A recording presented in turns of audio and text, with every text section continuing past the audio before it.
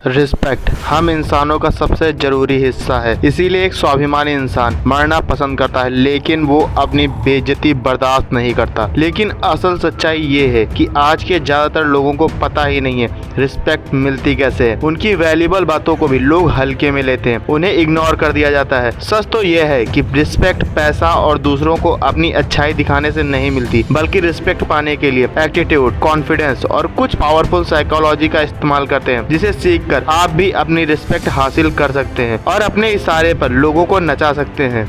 कुछ ऐसे ही dark psychology का इस्तेमाल करके आप भी थॉमस शेल्बी की तरह पावरफुल एंड डोमिनेटिंग पर्सन बन सकते हैं, जो बिना कुछ बोले अपनी रिस्पेक्ट करवाना जानता है। क्योंकि हर बार रिस्पेक्ट मांगने से नहीं मिलती, उसे कमानी पड़ती है और कई बार उसे छीनना भी पड़ता है। और यही बात मैं आपको एमी ब्राउन की किताब द डार्क साइकोलॉजी की मदद से बताने वाला हूँ। सो तैयार हो जाइए, क्योंकि आज से आपकी जिंदगी एकदम से चेंज होने वाली है। आपने हजारों बार यह सुना होगा कि आप दूसरों की रिस्पेक्ट करोगे तभी लोग आपकी रिस्पेक्ट करेंगे, लेकिन असली रियलिटी तो ये है भाई कि रिस्पेक्ट डायरेक्ट लिंक है पावर के साथ। अब आप ही बताओ, आप एक शेर को मच्छर से ज्यादा रिस्पेक्ट क्यों देते हो? क्योंकि शेर की एक दहाड़ ही काफी है आपकी हवा टाइट करने के लिए, लेकिन वहीं दूसरी तरफ मच्छर को आप बिना झिझक के चुटकियों में मसल देते हो। वैसे देखा जाए तो दोनों एक जिंदा जीव हैं, लेकिन आप उन्हें रिस्पेक्ट करते हो जो आपसे ज्यादा पावरफुल और डोमिनेटिंग है। इन शॉर्ट, जब आपके पास ऐसी पावर या कैपेबिलिटी होती है जिसे चाह कर भी इग्नोर नहीं किया जा सकता, तब लोग सामने से आकर अपने आप ही आपके तलवे चाटते हैं। और इसका असर सामने वाले को 4 तरीकों से कराया जा सकता है। नंबर 1, गो इटली रॉन्ग।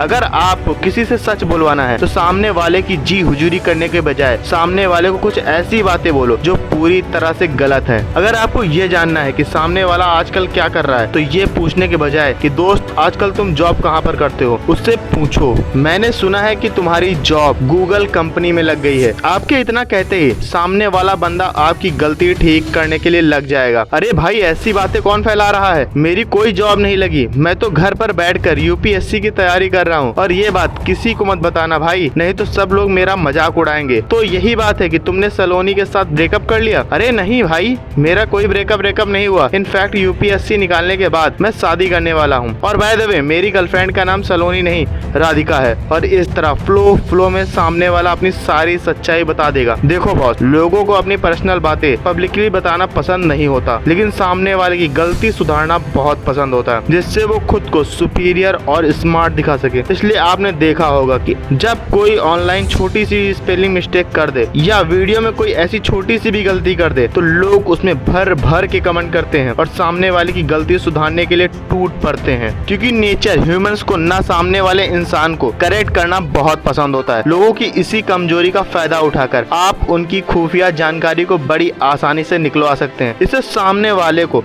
आपकी पावर का अंदाजा होगा और आपकी रिस्पेक्ट करने पर मजबूर हो जाएंगे, क्योंकि आप सामने वाले के सारे राज जानते हैं।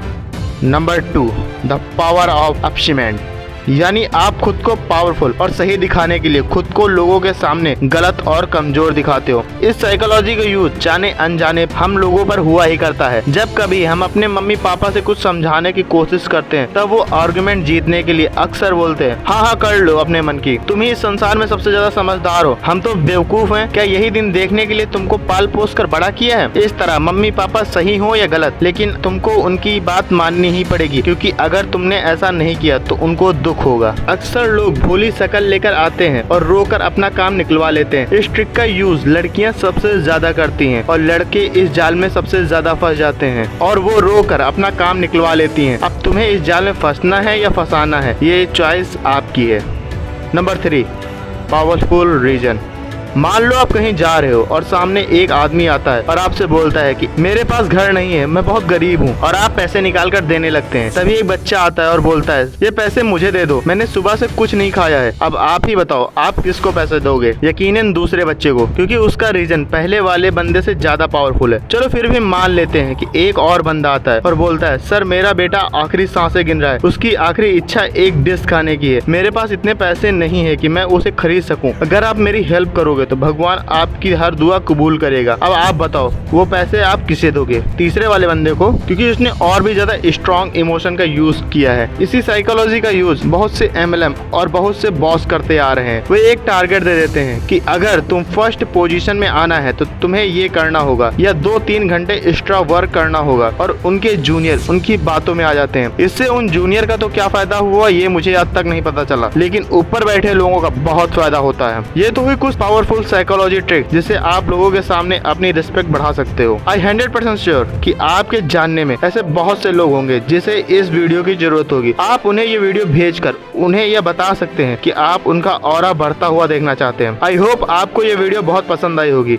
आपको कुछ कहना है तो कमेंट कर सकते हो और मुझे सब्सक्राइब करना ना भूलना। मिलते हैं अगली वीडियो में, तब तक के लिए जय हिंद।